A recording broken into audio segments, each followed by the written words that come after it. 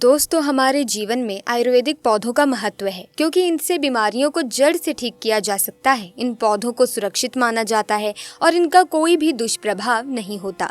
आयुर्वेदिक पौधों की जड़ें, तने, पत्तियां, फल, फूल, बीज और छाल का इस्तेमाल उपचार के लिए किया जाता है। इनमें मौजूद कुछ रासायनिक पदार्थों की मानव शरीर पर विशिष्ट क्रिया होती है जिससे औषधीय गुण आते हैं। तो दोस्तों, आज हम एक बहुत ही उत्तम पौधे की बात करेंगे जिसके आगे लाखों की दवाइयां तक फेल हैं। तो आइए फिर बिना किसी देरी के इस वीडियो को शुरू करते हैं। इसी तरह की महत्वपूर्ण और ज्ञानवर्धक जानकारी प्राप्त करने के लिए हमारे चैनल समृद्धि को सब्सक्राइब करें और बेल आइकन को प्रेस करें ताकि नई वीडियोस की अपडेट आपको सबसे पहले मिल सके। प्यारे दोस्तों, प्रकृति का खजाना अनमोल और असीमित है। खासकर बारिश के मौसम में जगह जगह पर वनस्पतियां लग जाती हैं। कुछ पौधे अपने आप ही लग जाते हैं और इन्हें हम बेमतलब का सर दर्द या कचरा समझकर, जंगली घास फूस समझकर उखाड़ कर फेंक देते हैं। दोस्तों, कुछ पौधों के बारे में आज मैं आप सभी को बताने जा रही हूँ। ये हमारे आसपास में ही मौजूद होता है और इन्हें हम कचरा नहीं, बहुत ही ज़्यादा कीमती और अनमोल रत्न कहना चाहेंगे। हीरे मोती से भी ज़्यादा कीमती होते हैं। इनका औषधीय महत्व सर्वोपरि होता है। आज एक ऐसे ही छोटे से पौधे के बारे में मैं बताने जा रही हूँ। मेरे घर के आसपास में ये पौधा बहुत ही ज़्यादा लगा हुआ है और मैं चाहती हूँ कि आपको भी इसकी जानकारी हो। आप सभी स्क्रीन पर देख सकते हैं कि इस पौधे के बारे में आप देखकर ही समझ चुके होंगे कि ये किस चीज़ का पौधा है। और अब मैं आपको बताऊँगी कि इस पौधे का क्या नाम होता है और इससे हमें क्या क्या फ़ायदे होते हैं। दोस्तों, आप इस पौधे को जानकर चौंक जाएंगे। इसीलिए मैं आपसे कह रही हूँ कि आप इस वीडियो को आखिर तक पूरा ज़रूर देखिएगा क्योंकि आपके मतलब की ये जो जानकारी है आपके लिए बहुत ही लाभदायक सिद्ध होने वाली है। आप इस जानकारी को हासिल करने के बाद कभी भी इस पौधे को नज़रअंदाज नहीं करेंगे, कभी भी उखाड़ करके नहीं फेंकेंगे। दोस्तों, इसके बाद से आप इसे बेमतलब का कचरा समझकर कभी भी इधर उधर नहीं फेंकेंगे, इसे नहीं उखाड़ेंगे। इस बात की गारंटी मैं लेती हूँ। दोस्तों, हमारे यहाँ पर इस पौधे को छोटा धतूरा के नाम से जाना जाता है। अलग अलग गांव शहरों में अलग अलग नाम से इन्हें जाना जाता है। हमारे यहाँ पर छोटा धतूरा कहते हैं। आपके यहाँ पर किस नाम से जाना जाता है, कृपया हमें कमेंट्स में ज़रूर बताएं। हमें आपके कमेंट्स का इंतज़ार रहेगा। ऐसे में कई लोग इसे छोटा गोखुर भी कहते हैं। कई जगहों पर इसे खाखरा कहा जाता है, कहीं शंखा होली तो कहीं कांथू बोलते हैं। कई जगहों पर इसे कांटा गोली भी कहते हैं और अंग्रेजी में इसे कॉक लवर कहा जाता है। दोस्तों, गाँव में अक्सर सभी बच्चों ने यही कॉक लवर से एक दूसरे को मार करके अपना मन प्रसन्न किया होगा। मैं बता दूं कि मैं भी बचपन में अपने दोस्तों के कपड़ों में इसे चिपकाया करती थी। इन्हीं को देखकर हम अपने बचपन से जवान हुए हैं। इससे ज़्यादातर गांव, खेत, खलिहान में पाया जाता है।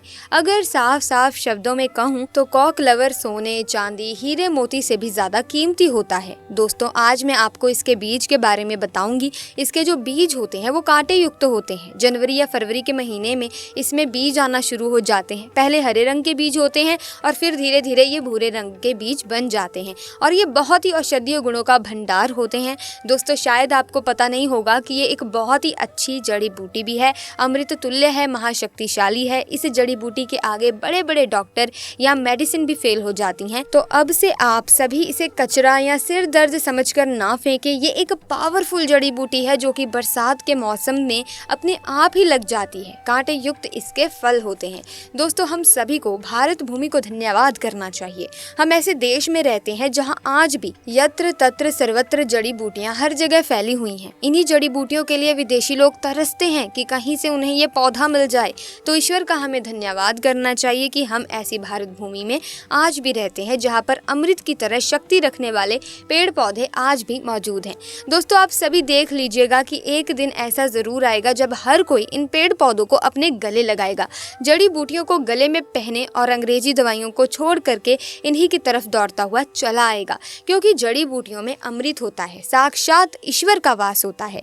अभी तक ये जानकारियां लोगों को पता ही नहीं थी, लेकिन हमारे चैनल के माध्यम से हम हर किसी को जागरूक करने का प्रयास कर रहे हैं ताकि लोग अंग्रेजी दवाओं से शरीर को खराब न करें। दोस्तों, हमें पता है कि अंग्रेजी दवाओं से शरीर को सही जल्दी कर लेते हैं लोग, लेकिन बाद में बहुत ही जल्दी शरीर अंग्रेजी दवाइयों के सहारे चलने लगता जाता है। ऐसी दवा शरीर को जीते जी ही मार देती है, लेकिन पेड़ पौधों से निकला अमृत शरीर को अमर बना देता है, ताकतवर बना देता है, बुढ़ापे में भी जवानी की शक्ति रखता है। तो चलिए अब मैं आपको किन किन बीमारियों में ये फायदेमंद है ये बता देती हूँ। देखिए दोस्तों, इसकी जो पत्तियां होती हैं उन्हें पीस करके अगर इनका रस निकाल करके अपने बालों में लगाया जाए तो आपके बालों का गंजापन दूर हो जाता है, नए बाल उगना शुरू हो जाते हैं। बालों के लिए ये एक अमृत का काम करता है। दोस्तों, इसे कोई भी लगाता नहीं है, बल्कि ये आसानी से सड़क के किनारे या खाली स्थानों पर अपने आप ही उग जाते हैं।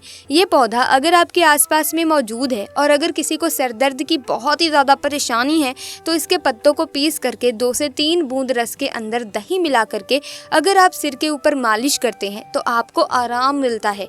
अक्सर मौसम बदलने से सर्दी खांसी बच्चों को हो ही जाती है और यहाँ तक कि बड़ों को भी हो जाती है। इसके पत्तों को छांव में रखकर सुखाकर दूध के साथ सेवन करने से सर्दी खांसी तुरंत ही खत्म हो जाती है। दोस्तों, ये हर प्रकार की कमजोरी को दूर करने के लिए भी रामबाण का कार्य करता है। देखिए, आजकल के समय में ज्यादातर लोग कमजोरी की समस्या से परेशान हैं, क्योंकि हमारा लाइफस्टाइल इतना ज्यादा खराब हो चुका है कि हम अपने शरीर की ओर ज्यादा ध्यान ही नहीं दे पाते, सारे पोषक तत्व उन्हें नहीं पहुंचा पाते। तो चलिए जानते हैं कि कैसे इसका सेवन करना चाहिए। तो इनके पत्तों को सबसे पहले सुखा करके एक चूर्ण बना लें और फिर दूध के साथ सेवन करने से आपके अंदर यौन शक्ति बढ़ती है, कमजोरी दूर हो जाती है। बहुत ही सिंपल सा उपाय है दोस्तों, आप इसका इस्तेमाल जरूर कर सकते हैं। अब मैं आप सभी को इस पौधे का एक और चमत्कारी उपाय बताती हूँ। दोस्तों, चर्म रोग पर इसका रस लगाने से धीरे धीरे चर्म रोग बिल्कुल ही समाप्त हो जाता है, ठीक हो जाता है। दोस्तों, अक्सर फोड़े फुंसी बच्चों को लग ही जाते हैं या फिर घाव हो जाते हैं, तो उसमें भी इसकी पत्तियों का पेस्ट लगाएं, थोड़ी ही देर में फुंसी ठीक हो जाती है। चेचक के जो दाग होते हैं उनमें भी यदि इन पत्तियों का रस लगाया जाए तो दाग धब्बे बिल्कुल ही दूर हो जाते हैं, घाव ठीक हो जाते हैं। ऐसा कहा जाता है कि नासूर तक इस रोग से ठीक हो जाता है। तेल कैसे बनाना है वो भी मैं आपको बताती हूँ। देखिए दोस्तों, बालों के लिए तेल कैसे बनाया जाए, इसका तो आप किसी भी प्रकार का जो तेल होता है जो भी आप इस्तेमाल करते हैं उसमें आप इसके रस को मिला लें और फिर अपने बालों पर अप्लाई कर लें। आप जो भी तेल का इस्तेमाल करते हो, चाहे नारियल का है चाहे सरसों का है, सबसे पहले छोटे गोखुर की कुछ पत्तियां लें और इसे तेल में डाल करके तेल को गर्म कर लें, उबाल लें और उसे छान करके हर रोज अपने सिर की तह में मालिश करें।